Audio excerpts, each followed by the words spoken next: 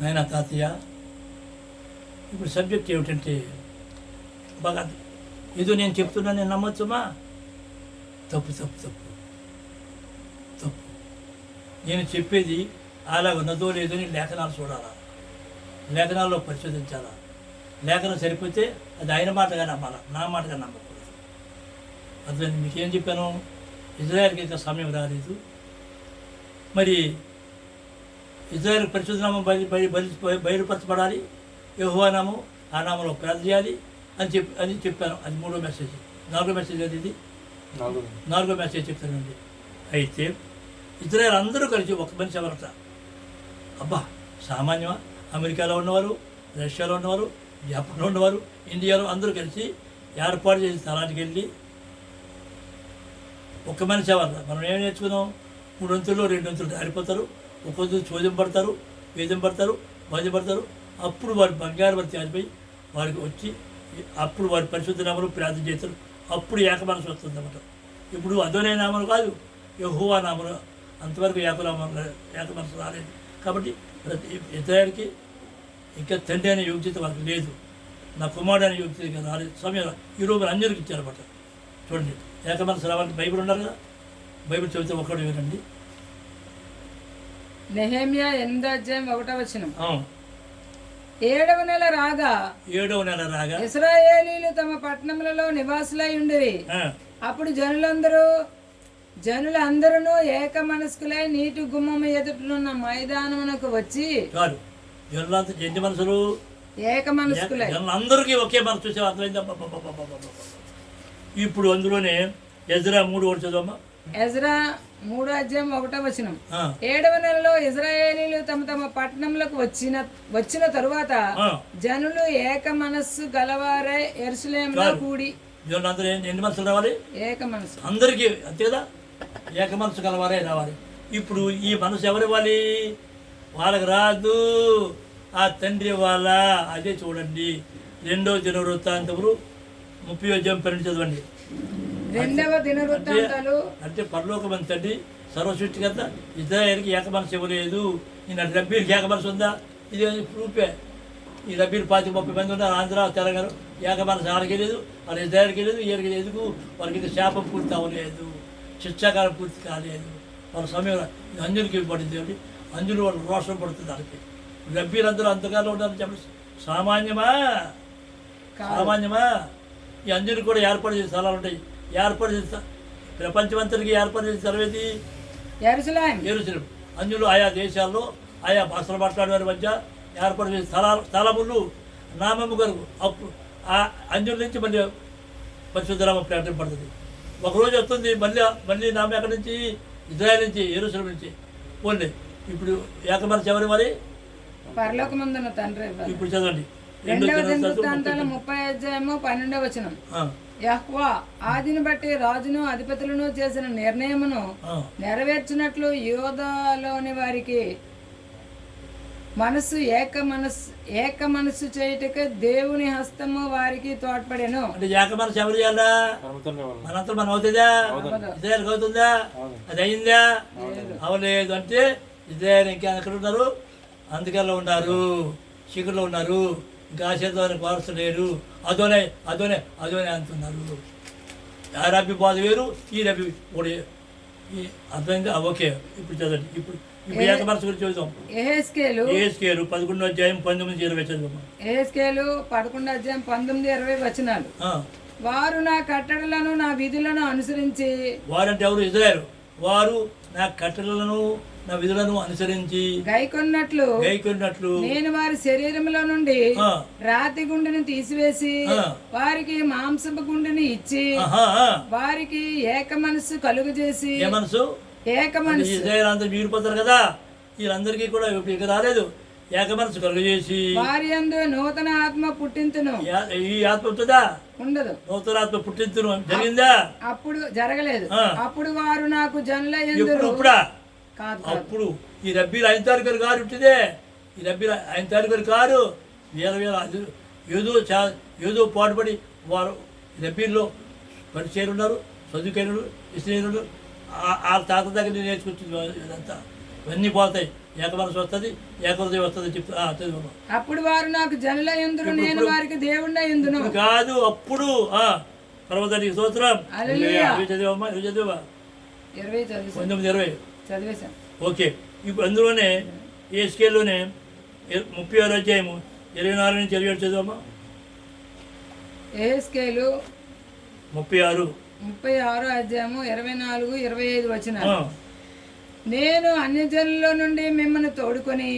అంటే అండి శత్రు పేరు కదా ఇదంతా. ఈవేళ ప్రపంచంలో ధనవంతులు ఎవరు తెలుసా? ఇజ్రాయెల్. ఎక్కడ? అమెరికాలో బ్యాంకర్స్ అంతా ఎవరు? పెద్ద పెద్ద పెట్టుబడిదారు ఎవరు? వీళ్ళందరినీ తోడిపోతారు. ఆ రోజు వస్తుంది. నేను అన్యజనుల నుండి మిమ్మల్ని తోడుకొని ఆయా దేశంలో నుండి సమకూర్చి. ఆయా దేశంలో సమకూర్చడం అయిందా నాయన? ఆయా దేశాలు మొత్తం అయిందా? అవ్వలేదండి.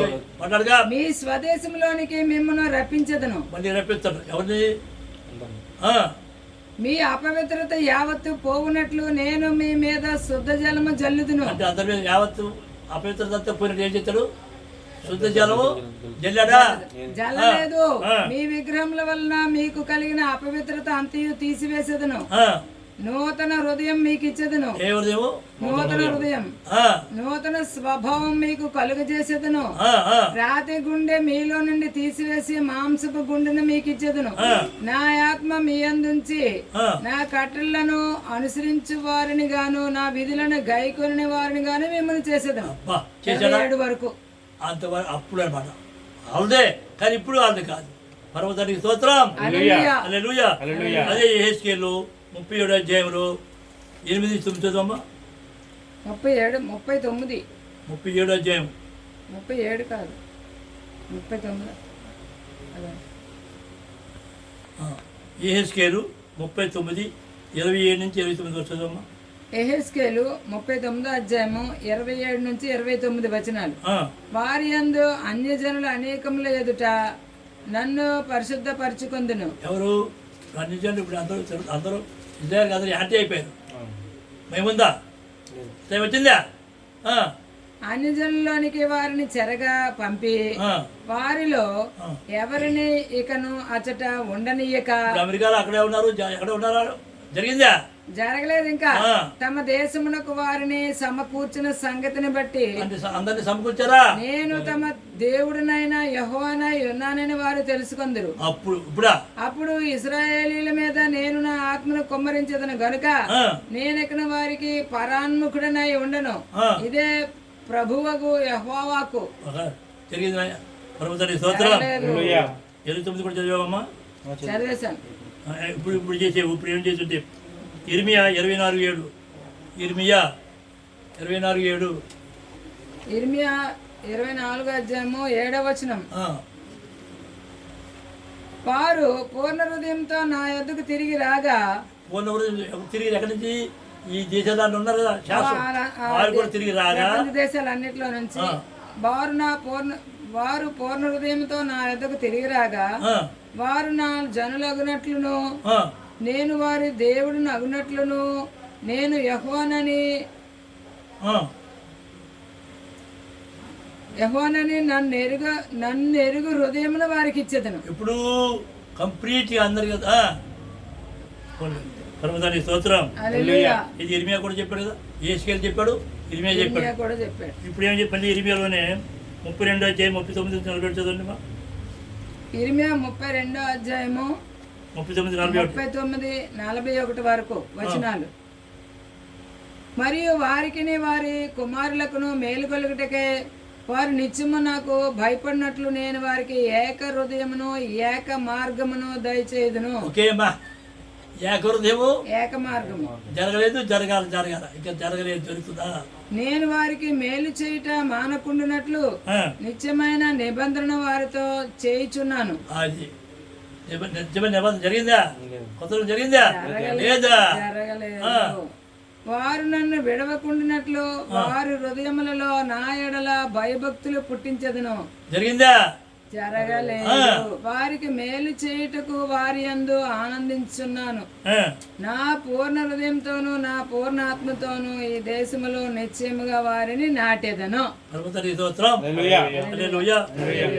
ఇప్పుడు ఇర్మియా 33:8-9. 33 ఏంట్రా చెప్పండి. ఇర్మియా 33:8-9. ఇర్మియా 33 అధ్యాయము 8-9 వచనాలు. వారు నాకు విరోధముగా చేసిన పాపదోషము నిలవకుండా వారిని పవిత్రపరుతును. వారు నాకు విరోధముగా చేసిన దోషములన్నిటినీ తిరుగుబాట్లన్నిటినీ క్షమించదును. భూజనులందరి ఎదుట వారు నాకు ఇష్టమైన పేరుగాను స్తోత్ర కారణముగాను ఘనతాస్పదముగాను ఉందురు. నేను వారికి చేయు సకల ఉపకారములను గూర్చి వర్తమానమును జనులు విని నేను వారికి కలుగు చేయు సమస్త క్షేమమును బట్టి సమస్తమైన మేలులను బట్టి భయపడుచు దిగులు నొందురు. జరగలేదు, జరగలేదు, రాలేదు, చిత్రపురాలందరూ పూజ లేదు, అంతే ఇంకా టైం రాలేదు, ఇంకా అంధకారంలోనే ఉన్నారు, శాపంలోనే ఉన్నారు, అవిధేయతలు ఉన్నారు, అవిశ్వాసులు ఉన్నారు అని బైబిల్ చెప్తుంది. రబ్బీలో కూడా అందులో అక్కడి నుంచి వచ్చిన వాళ్ళే కదా, వాళ్ళే కదా అది చెప్పింది. ఓకే, పర్వతానికి స్తోత్రం. ఇప్పుడు ఇర్మియా 31 అధ్యాయం చూడు. 31 అధ్యాయం 31 వచనం 31 నుంచి 33 వరకు. 31 నుంచి 31 నుంచి 33 వరకు. ఇదిగో నేను ఇజ్రాయెల్ వారితోను యోధా వారితోను క్రొత్త నిబంధన చేయి దినములు వచ్చుచున్నవి. చూడండి, ఆ నిబంధన జరగలేదు.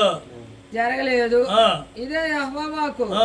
అది ఐగుప్తులో నుండి వారిని రప్పించుటకే నేను వారిని చెయ్యి పట్టుకున్న దినమున వారి పితరులతో నేను చేసిన నిబంధన వంటిది కాదు. నేను వారి పెనిమిటినైనను వారు ఆ నిబంధనను భంగం చేసుకునిరి. పాత నిబంధన భంగం చేసుకున్నారు. ఇదే అషయం వాక్కు, యెహోవా వాక్కు. ఆ దినములైన తరువాత నేను ఇజ్రాయెల్ వారితోను యోధా వారితోను చేయబో నిబంధన ఇదే. వారి మనసులలో నా ధర్మ విధి ఉంచేది. ధర్మశాస్త్రం ఏం చేస్తారు? ధర్మశాస్త్రాన్ని వాళ్ళ హృదయాల్లో ఉంచుతాడు, మనసుల్లో. వారి హృదయముల మీద దాన్ని వ్రాసేదను. యెహోవా వాక్కు ఇదే. స్తోత్రం. క్రైస్తవులేమో నిబంధన అయిపోయింది అన్నారు. అప్పుడు అంత క్రైస్తవులు నిబంధన అయిపోయింది అన్నారు. ముస్లింస్ ఏమంటారు? నిబంధన మాకు వచ్చింది అంటారు. మరి అంత ఈయనేమంటున్నారు? నిబంధన జరగకముందే మేమని ఈ రబ్బీని బయలుదేరారు. అర్థమైందా? అర్థమవుతుందా? ఆయన మళ్ళీ చేస్తాడు. స్తోత్రం. ఇప్పుడు చదవండి, ద్వితీయోపదేశం రాయబడి ఏసుకెళ్ళి చదివాము, ఇరిమియా చదివాము. ద్వితీయోపదేశంలో ఏమో చూడండి. ద్వితీయోపదేశం 30 అధ్యాయం 6-8. ద్వితీయోపదేశ కాండము 30 అధ్యాయం 6-8 వచనాలు. మరియు నీవు బ్రతుకుటకై నీ పూర్ణ హృదయంతోనూ నీ పూర్ణ ఆత్మతోనూ నీ దేవుడైన యెహోవాను ప్రేమించినట్లు నీ దేవుడైన యెహోవా తనకు లోబడుటకు నీ హృదయమునకును నీ సంతతి వారి హృదయమునకును సున్నతి చేయను. అప్పుడు నిన్ను హింసించిన నీ శత్రువుల మీదకి నిన్ను ద్వేషించిన వారి మీదకి నీ దేవుడైన యెహోవా ఆ సమస్త శాపములను తెప్పించును. అంటే ఈ శాపం అంతా ఎవరి మీద జరిగిందా? జరగలేదు. కాబట్టి నాయనలారా, నేను మేలుకొని చెప్తున్నాను, ఈనాటి రబ్బీలు వాళ్ళు మోసపోయి అనేకులు మోసం చేస్తున్నారు. ఒక సమయం రాదు, అది అన్యులకు ఇవ్వబడింది. ఆఖరి ఒక్క మొక్క చెప్తారా? ఒక మొక్క 32 అధ్యాయం ద్వితీయోపదేశం 32 అధ్యాయం 21 చదండి. ఎందుకంటే అందులో ఉంది. పోనండి, వారు ద్వితీయోపదేశ కాండము 32 అధ్యాయము 21 వచనం. వారు దైవము కాని దాని వలన నాకు రోషం పుట్టించిరి, తమ వ్యర్థ ప్రవర్తన వలన నాకు ఆగ్రహము పుట్టించిరి. కాబట్టి జనము కాని వారి వలన వారికి రోషం పుట్టించును. జనము కాని వారు ఎవరు? అవును, అవివేక జనము వల్ల వారికి కోపము పుట్టింది. అరే రబ్బీలు అంధకారంలో ఉన్నారా? అందులో ముఖ్యంగా నవాహాడు చీకటిలో ఉన్నారా? వాళ్ళ నమ్మకాన్ని అని చెప్తుంటే చెప్పి మీకు ఇక రాలేదని ఆరగేసి ఆలవాకి చెప్పుకొని ఆరు చెప్తున్నాయి. అని చెప్పి రాసురాదా. కాబట్టి నేను మరొకసారి చెప్తున్నా, మా వాడు నాయన తాతయ్య తమ్ముడు మీ మేలుగా చెప్తున్నా, మా వాడు అక్రమంలో ఉంది, అన్యాయంలో ఉంది, చీకటిలో ఉంది. ఆ బాధికులందరూ మిమ్మల్ని వాళ్ళు మోసపోయి మిమ్మల్ని మోసం చేస్తున్నారు. మనసు మార్చుకోండి, లేఖలు వెలుగులు రండి. పరలోకమంది తండ్రి మీ మనోనేతలు తెరుచుగాక మనందరూ ఏకమే కూడి అని స్తుతించి ఏర్పాటు చేసిన తలవలో ఆ పరిశుద్ధ నామలో అని స్తుతించిదిగాక యెహోవా నామములో. హల్లెలూయా హల్లెలూయా. షలోమ్.